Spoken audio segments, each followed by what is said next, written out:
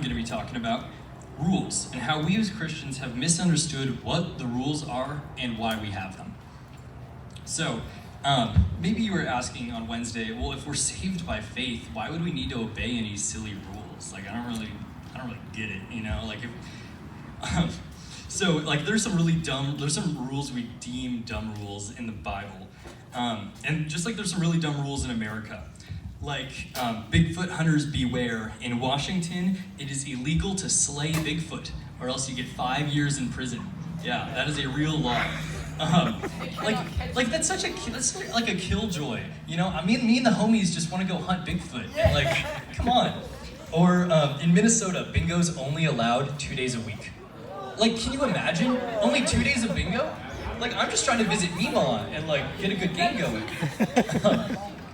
Like, things can't get too wild, you know. I wonder why that. Anyway, and it's illegal to dye baby like waterfowl and rabbits in Chicago. Like, what's the point of having a rabbit if I can't dye it blue? You know, these are just like silly rules that just really they're killing my vibe. I'm just gonna say. So like these are dumb rules, and there are a lot of dumb rules in the Old Testament Bible, like such as Leviticus 19:19, which is you can't wear clothes made of 2 different fabrics. So like. Cotton, polyester. Nope, that's, yeah, you're going to hell. And so Exodus 23:19.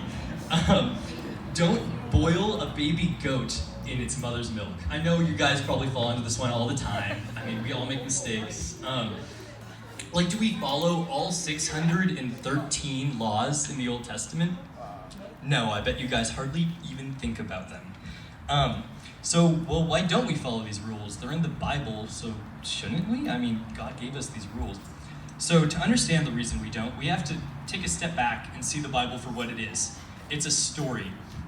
It has a storyline of God making covenants or promises to the people of Israel, which required them to be set apart from their neighbors. So these rules were seemingly silly rules were things that their neighbors were doing that God didn't want them to do.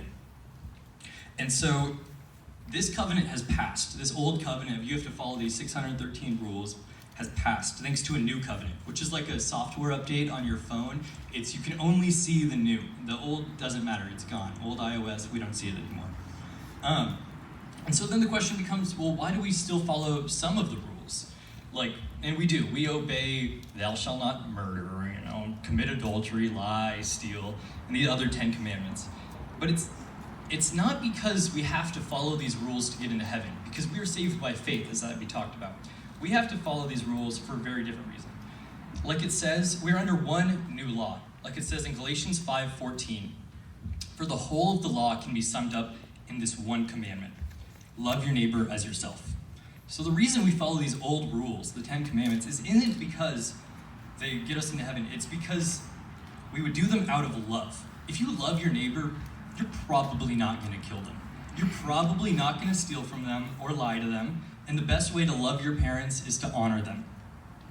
So really, Jesus doesn't come to upend these old rules. He comes to show the root of them, the root being love. And so he really breaks it into 2 paths. One is for love for yourself and love for others. And the other is darkness, which is being stuck in sin.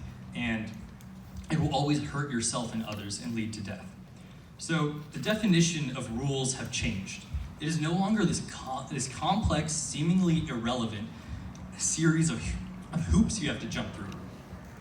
The rules were a gift from God to the Jewish people to keep them set apart from the world. God wanted his friends to look different.